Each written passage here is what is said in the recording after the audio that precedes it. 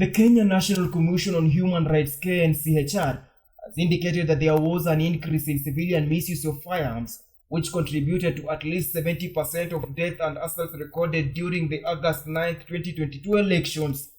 During the launch of the final monitoring report of 2022 Kenyan elections dubbed Demystifying Our Democracy, Knchr chairperson Roslyn Adede noted that the report recorded a substantial drop in the number of lives lost compared to 2017 elections, with the report indicating a commendable show surrounding the level of tolerance and restraint exhibited by members of the public throughout the election process, especially at the very sensitive time of the announcement of the presidential result.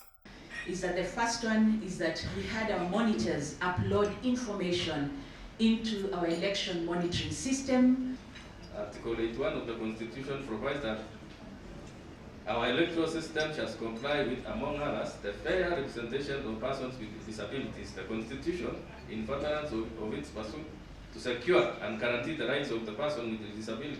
The Commission, as an independent EMP, prepared and conducted the 2022 general election in a manner that upholds the integrity of the process during three major stages: pre-election, election period, and election period. Then there is the issue of the two-thirds gender rule.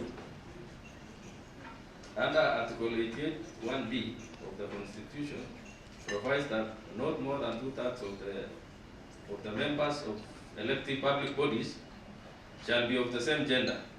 Throughout its 150 monitors distributed across the country, Knchr monitored and documented critical occurrences in relation to the 2022 election cycle. And the election hub, which is a team of professionals that have the main goal of analyzing information, collecting all this information, were able to carry this out and verify and validate every single statistic and report that is highlighted in our report.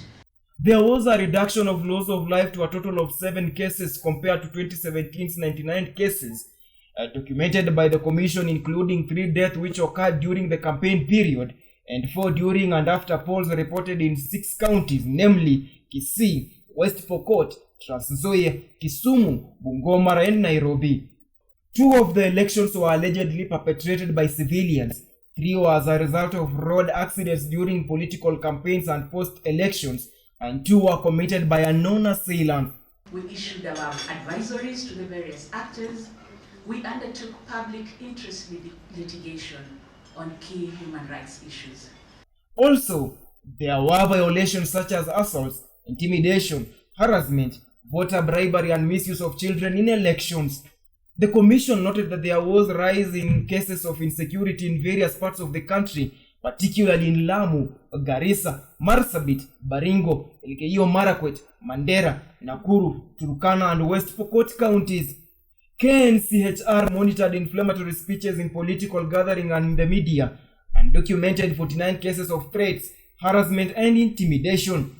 On the voting process, the Commission noted failure of Knchr in the identification of voters, as well as the transmission of results during the highly contested issue in the 2022 general election, noting the back and forth discourse on the extent to which technology was to be deployed, documenting 28 incidences of electoral malpractices by IEBC officials, ranging from issuing of more than 1 ballot paper to voters and collusion with the politicians during the voting exercise.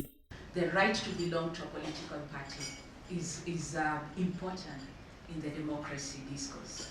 We also monitor issues around equality and non-discrimination because the Commission is keen to enhance the participation of special interest groups in the election cycle.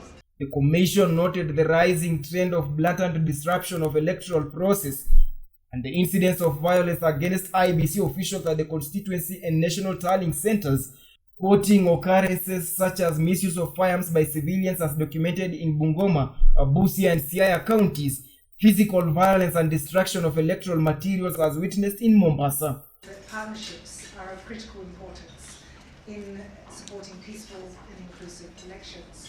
And these are partnerships that unite national institutions and authorities, civil society, human rights defenders, grassroots communities, and international partners in this common goal.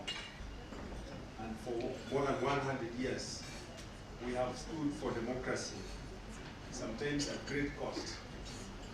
And the voice of the church, the voice of the Christians in this country has shaped the dynamism of our democracy. Stanley Lugaria, the informer, uncovering the truth